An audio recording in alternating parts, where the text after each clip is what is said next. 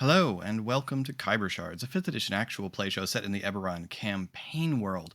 It is Friday, so we have Khyber Shards Answers, and this week I am solo, uh, continuing to discuss the momentous changes to the campaign in the last few episodes. So if you are not caught up, go be caught up because I'm going to spoil stuff otherwise. So, I did something that I don't know how common it is in a D&D campaign. I have done it twice. Actually, this is my second time doing it. Both, I think, to quite good effect, but also both in very different ways. I did a time jump. We have jumped about 20 years into the future in our game, this time through time travel, but there are lots of ways to affect a time jump. So I wanted to talk a little bit about making a time jump in your game, why you might want to, and what are some of the ways to go about making sure that it doesn't break your campaign, or at least doing the best that you can to stop it from breaking your campaign. So first of all, why do a time jump? Well, in this case, real short answer is there was a time machine. My heroes used a time machine, and so we went forward 20 years into the future. Given the option to do that, my heroes have done it. Not what they intended to do, but it did happen. And so here we are. Other reasons that you might want to affect a time jump in your campaign. In my first big long campaign, in my current home, I guess my second big long campaign ever, um, it was because the heroes lost. The heroes went up against the big bad, or the near lieutenant of the big bad, and they lost, and several of them died. And so we had a conversation about what they wanted to do. They were all kind of interested in continuing the story. And so we decided to do a time jump about 10 years forward, and pick up with the remaining heroes operating as a resistance against the big bad, similar to the role that the Rebel Warren are in currently, or at least some of the heroes. Some of the other heroes were in different places. So it was an interesting dynamic there. Another reason that you might want to affect a time jump is that things get stale. Your heroes are established, and you want to pick up with their lives a little ways on. There comes a point at which the heroes aren't really adventuring to make money anymore. Heroes become very powerful very quickly, especially if you're using D&D. And so, especially, if you're playing in Eberron, by 7th or 8th level, your heroes are some of the most powerful people on the planet. And that's probably true even in a more traditional setting. And so, you get to level 7, 8. Maybe your heroes have a base. Maybe they have quite a bit of money, some magic items, some influence, and you kind of start to wonder, why do you keep going and adventuring? Now, maybe your game is one where the world is in danger, and so they're adventuring to save the world. But if you're doing like the really traditional dungeon uh, crashing, dungeon delving D&D thing, where your heroes are in it for money, are mercenaries, then why keep going at a certain point? And so one thing you could do is say, well, maybe you stopped and we jump 5 years into the future and we see what you've been up to, and now there's a new threat, a higher level threat. Maybe you give them a couple of levels for the time jump. These are all ways you could. There are probably other reasons to affect a time jump, but those are the three that come to my mind, the three reasons that I have considered time jumps in my campaign, although I've only done it for the reason of time travel, and the second of the heroes are, well, defeated. Okay, so then the next question becomes, how? How do you affect a time jump well? That is harder. So I'm really not necessarily going to be able to say this is the right way, but I can tell you the two ways that I have done it. So in my first campaign, it was unexpected. Completely unexpected. I really didn't expect them to lose that battle. And so it was completely unexpected. And I wanted the players to be involved in describing the world. So what we did is we used an RPG called, I don't know, I almost hesitate to call it an RPG because you're not mostly playing roles, but it's a fantasy storytelling game called Microscope. And Microscope is about creating a history together. So the way that Microscope works, and you can find Microscope online as a PDF quite inexpensively, and all you need to play it is some index cards and some markers. It's really easy to set up. The rules are extremely simple, and it's really fun, especially if you've got a bunch of people who like world building. So highly recommend just for fun. But as a way of doing a time jump, it's also quite effective. It's also a good way to start a campaign. So the way that you play Microscope is you define the bookends of a time period. So to use an Eberron thing, if we wanted to do a Microscope game about the last war, let's say that you, like a lot of Eberron players and Eberron's creator, don't particularly care for the 3.5 source book called The Forge of War that gives you the history of the great cataclysmic last war that destroyed the old Galifar kingdom and set up the world for what it is today. So you wanted to create that. So you're going to bookend your history. Our first bookend is going to be the death of the king, King Jarrett, I think. And the end point is going to be the Treaty of Thronehold. You're going to have a couple of things defined. You're going to have a point right before the Treaty of Thronehold. That's the Day of Mourning. And if we were playing Microscope and the Day of Mourning wasn't already an established fact in Eberron, and someone just wrote the Day of Mourning on an index card, they could put it down between the bookends, and we don't have to know what it is yet. It's just the Day of Mourning. It's an event that we've established in our timeline. And we go back and forth. But along the top, we get big events.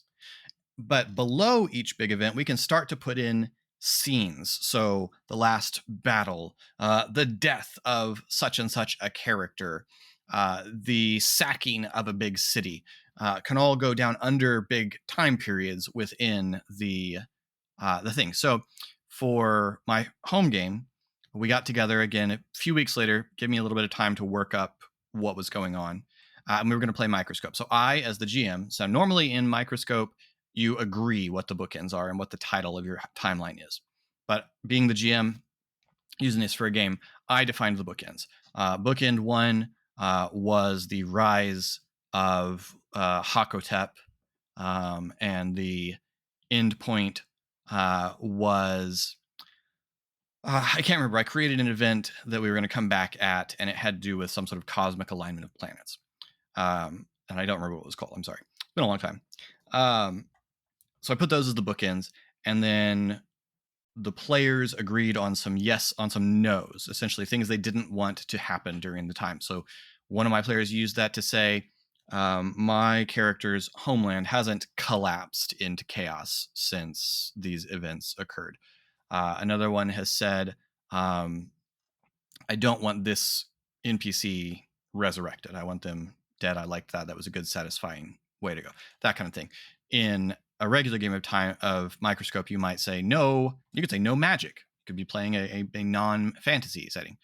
You could say there are no guns. If you're like Eric and you don't like peanut butter in your chocolate, say no guns in this fantasy. That kind of thing.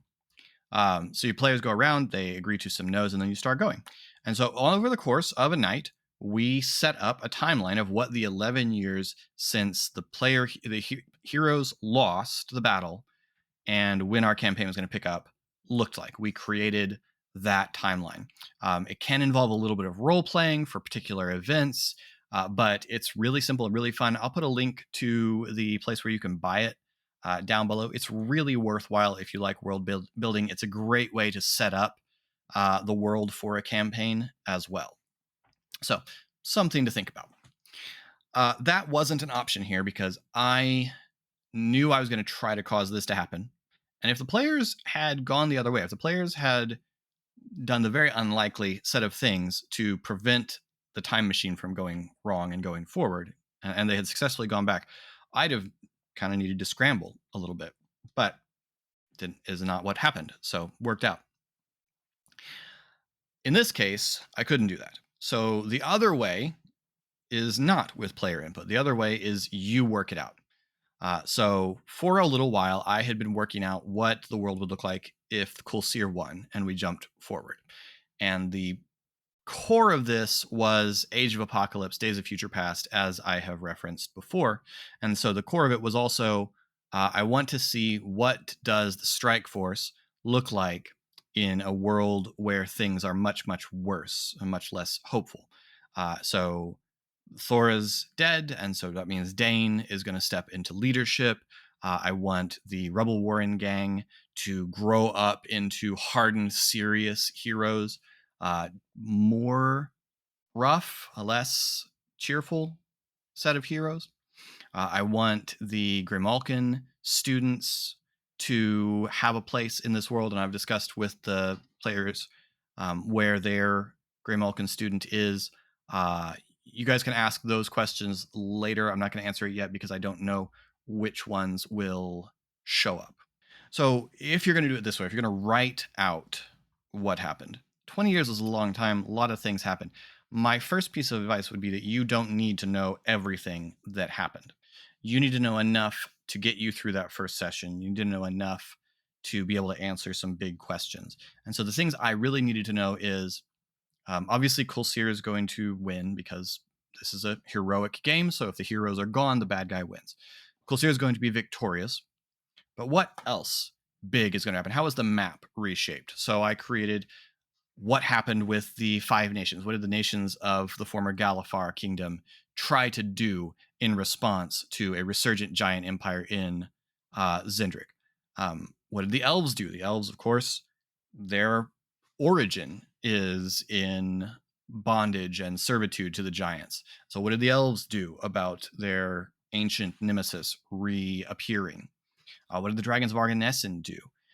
The big wild card in this for me was Arandis Vol, because I honestly thought that Arandis Vol had exited my campaign with RA having to step away from the campaign because that was my big connection to Arandis Vol.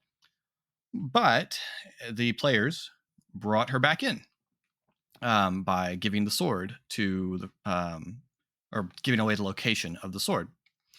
So with the sword, Arandis is able to do a lot of things. This is not a hiding thing anymore. Essentially, the so the big secret of the Eberron world is that Arandis Vol is a lich, and she doesn't know where her phylactery is. If you don't know what that means, a phylactery is where a lich's soul resides. This means that you can't kill the lich without finding the phylactery, but also the lich is stuck in that form. Arandis wants to be alive again. That's kind of part of her motivation so that she can access her mark and do what she feels she was born to do. I decided that the secret of the location of her phylactery was in the possession of a being whose intelligence was bound into that sword. An ancient vampire who had allowed their soul to be bound into that sword, their body elsewhere. So that sword was effectively a phylactery to the soul of that vampire. If you get the sword, get the soul, put it back in the vampire can then tell you where Arandis's phylactery is. So this long process that Arandis has been going through to acquire this sword and this vampire to find her phylactery, allowing her to resurrect herself, make herself a full half dragon once again with access to her mark. So that's how Arandis is able to do that. With access to those things, Arandis is very, very powerful. And that gave me the idea for what she would want to do, which was take vengeance. My Arandis is vengeful. And so vengeance against the elves of Arenal would be step 1. Preventing anyone from helping the elves of Arenal would be another important step. And so living on the doorstep, as Arandis, as Lady Ilmaro does, of the nation of Karnath, which has a whole bunch of in stasis undead armies, and you having the Mark of Death and being the world's most powerful necromancer, pretty easy to see that as a resource. So I had Arandis wake up the undead of Karnath, use that to overrun that country. The characters had set her up for a Fae connection by allowing her to become the ruler of a story.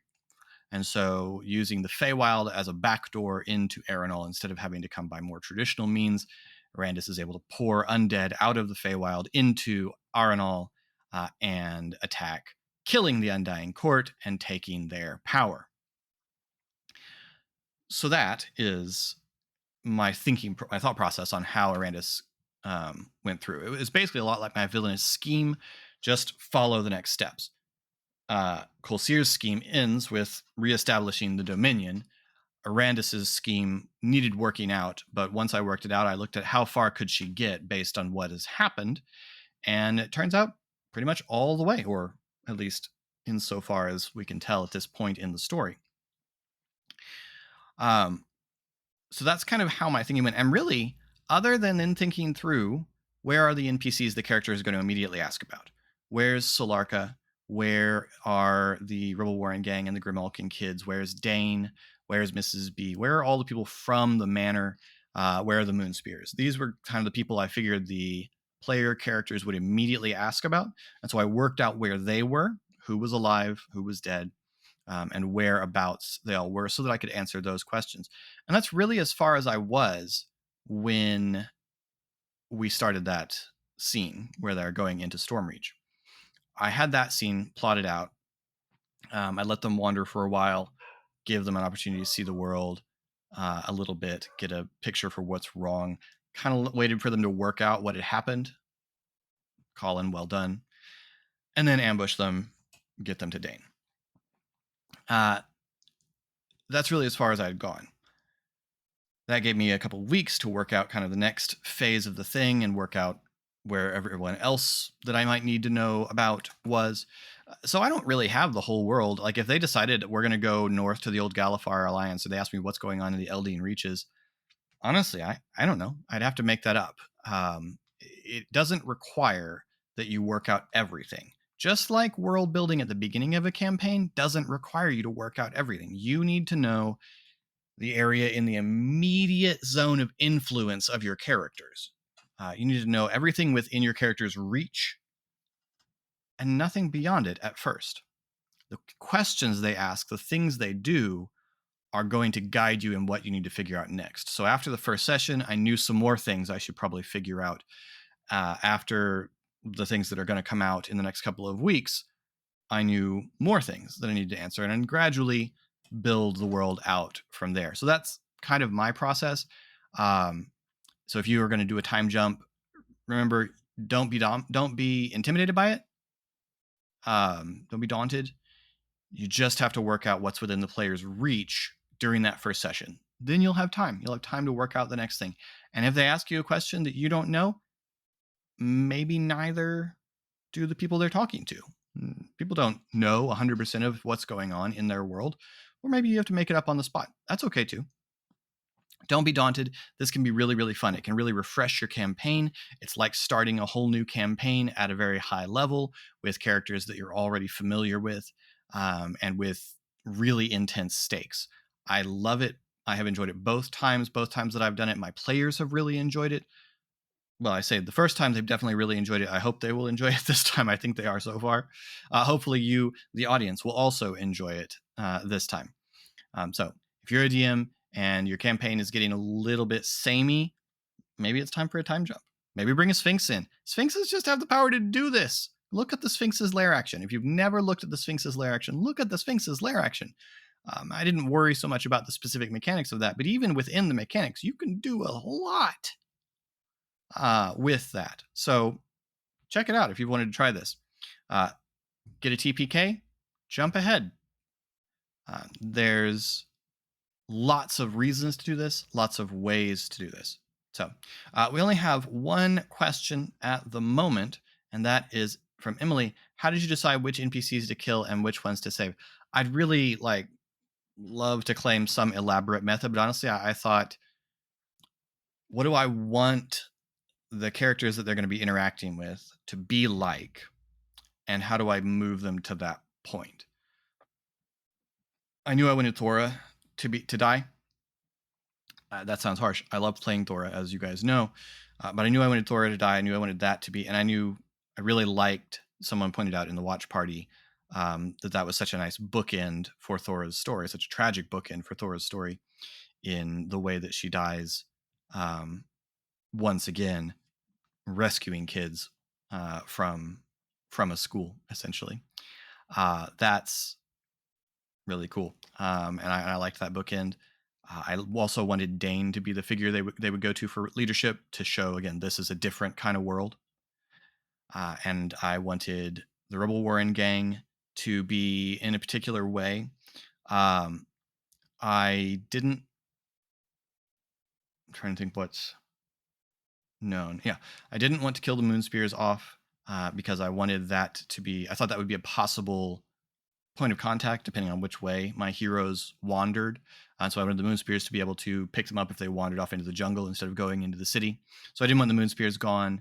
And I kind of figured if I killed off the Moon Spears, the most logical thing that would become of Ilya is she would just be just an assassin. Like she'd just be going around killing people, and wouldn't be focused on any particular thing. And I wanted her to be a part of a team. So I left them. Um, we haven't figured out what became of Kadrick's family, or Bajak's family. We know that Mrs. B died, and I honestly, that one was uncertain. We kind of went back and forth, but I wanted this to be post-apocalyptic. I wanted this to be a harsh, cold world, and Mrs. B is such a warm presence. I didn't want the players to have access to.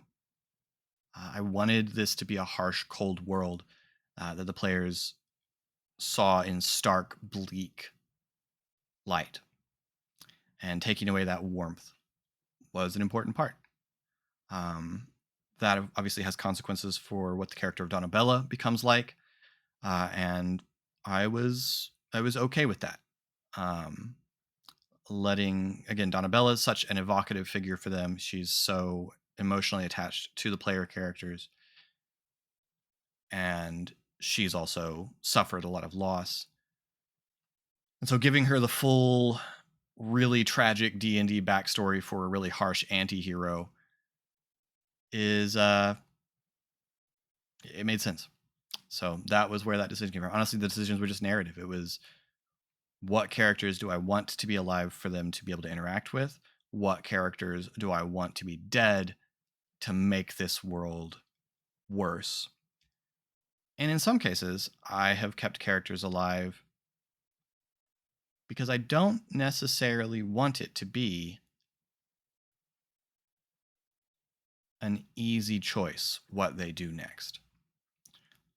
I think you'll see what I mean in the next couple of episodes. So I will say no more about that right now, but I don't want this to be a comic book style easy, well, obviously we need to do this choice. I want the players to see that no matter what they decide to do, there will be consequences, because I like that. So anyway, before I start rambling, I'm going to wrap this up.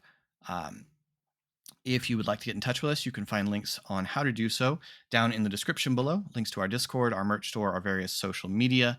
New episodes of Khyber Shards drop on Monday. This next one is really long. I hope you like it. It just the button wasn't quite there, and there was some deep conversations that really needed to have. So it's a long one. Hope you don't mind. Hope you will enjoy it, and we'll be back with another Khyber Shards Answers on the next Friday. And until next time, thanks for rolling with us.